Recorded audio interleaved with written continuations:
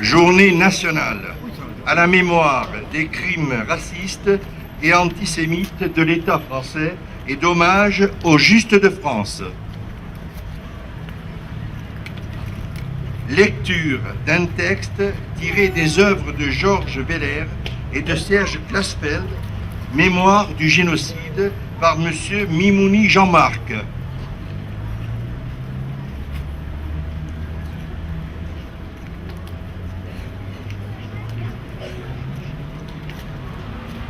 Le chaos régnait sur le monde, les ténèbres aussi. La terre était mélangée avec les eaux. Tapis au fond des eaux, le serpent aux taches sombres attendait chaque jour sa proie. Il engloutissait à chaque seconde tout rayon de lumière, tout rayon d'espérance, afin que la nuit soit complète. Chaque heure lui apportait sa cargaison de victimes. Le 16 et 17 juillet 1942, la nouvelle se répandit comme une traînée de poudre. La police parisienne arrête. Dans tous les quartiers de Paris et dans sa banlieue, près de 13 000 juifs, et pour la première fois, des familles entières avec des enfants à partir de l'âge de 2 ans. L'énorme agglomération parisienne est le théâtre d'une sauvage chasse aux juifs. Dans tous les quartiers, en même temps, on arrête hommes, femmes et enfants. On enfonce les portes, on emporte les enfants fiévreux, on fait des descents dans les écoles. Les familles sont enfermées au vélodrome d'hiver, en pleine ville. Rien n'était préparé pour les accueillir. Plus de 4000 jeunes enfants et 2000 adolescents et adultes étaient parqués dans les gradins, sans aucun moyen de couchage, presque sans nourriture, sévèrement rationnés en eau, avec des toilettes rapidement et irrémédiablement bouchées, avec un service médical réduit à quelques infirmières de la Croix-Rouge. Tous ces malheureux ont vécu 5 jours épouvantables. Dans l'énorme enceinte remplie d'un vacarme assourdissant fait de cris et de pleurs d'enfants et d'adultes à bout de nerfs, des hurlements et des râles de quelques personnes devenues folles ou de malades et de blessés après des tentatives de suicide.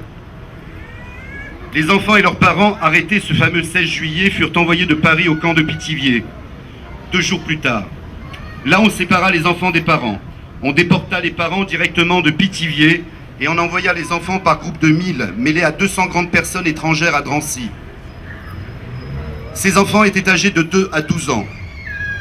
On les déchargea des autobus au milieu de la cour comme des petites bestioles. Les autobus arrivaient avec des agents sur les plateformes. Les barbelés étaient gardés par un détachement de gendarmes. La majorité de gendarmes ne cachaient pas leur sincère émotion devant le spectacle ni le dégoût pour le travail qu'on leur faisait faire.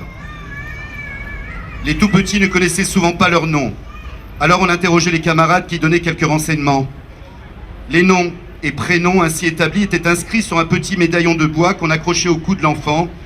Parfois, quelques heures après, on voyait un petit garçon portant un médaillon avec le prénom de Jacqueline ou de Monique. Les enfants jouaient avec les médaillons et les échangeaient entre eux. Chaque nuit, de l'autre côté du camp, on entendait sans interruption les pleurs et les cris aigus des enfants désespérés. Ils ne restèrent pas longtemps à Drancy. 2 ou 3 jours après leur arrivée, la moitié des enfants quittaient le camp en déportation, mélangés à 500 grandes personnes étrangères. 2 jours plus tard, c'était le tour de la seconde moitié.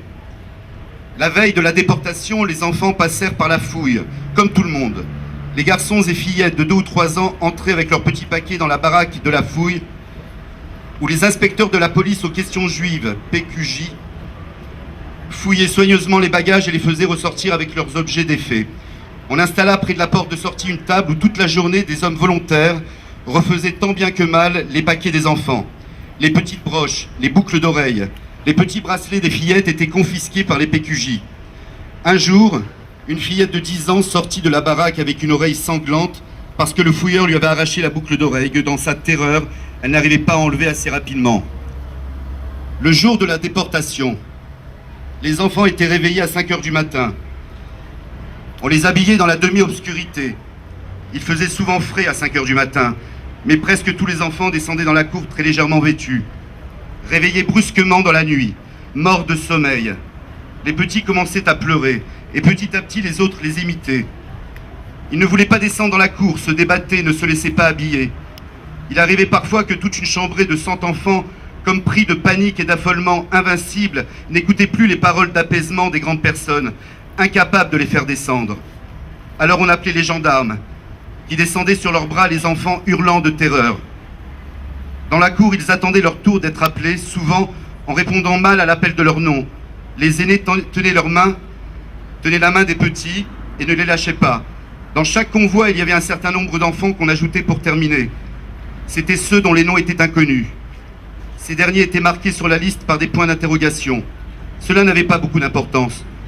Il est douteux que la moitié des malheureux bambins aient pu supporter le voyage, et les survivants étaient sans doute gazés dès leur arrivée. Ainsi, il a été déporté du 16 au 31 juillet, soit en 2 semaines, à Drancy, 4000 enfants sans parents. Mais qu'avaient-ils fait?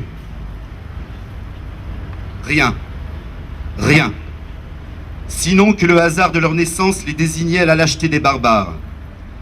Ils ont connu la solitude, la détresse, la faim, l'indignité, rafles, confiscation des biens, dénonciation, arrestation arbitraire, internement de vieillards, humiliation, déportation comme du bétail, usine de la mort au bout du chemin. L'arrestation intolérable des enfants arrachés à leur mère dès l'âge de 2 ans, les enfants étaient considérés comme aptes à la déportation. Ils ont vécu de leur pauvre vie et sont morts dans le froid et la tempête de la haine.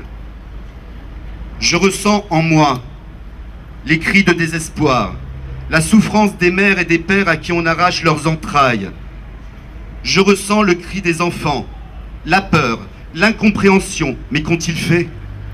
J'entends les enfants crier « maman »,« papa », et je vois les mères et les pères impuissants les entendant pleurer et les appeler, ne sachant pas où les barbares les emmènent. Ils ne savaient pas que ce chemin était une fin. Comment pouvait-il imaginer tant de cruauté? Cependant, la collaboration des miliciens haineux contraste avec la résistance de beaucoup de Français à qui il faut rendre hommage. Pour s'opposer à la tyrannie et à la barbarie, les plus courageux prendront des risques incalculables. Pour porter assistance à ces malheureux, ils paieront souvent de leur liberté ou de leur vie. Membres du corps enseignant, refusant de livrer les enfants. Religieux, cachant des victimes. Simples citoyens essayant de soustraire d'autres citoyens aux griffes des nazis. Les derniers survivants auront bientôt disparu. Et avec eux les derniers bourreaux. Il nous faut désormais être sur nos gardes. Car si nous rejetons ces morts là, dans le silence de l'histoire, si nous tolérons la tentative de ceux qui veulent nier la réalité même de leurs martyrs, alors nous continuerons d'être sourds au vacarme qui rendit tout ceci, hélas, possible. Que les hommes de bonne volonté se souviennent et s'unissent pour empêcher le retour des années noires, afin de préserver la vie, et qu'à jamais sur la terre, des hommes luisent le soleil de l'amour, de la tolérance et de la liberté.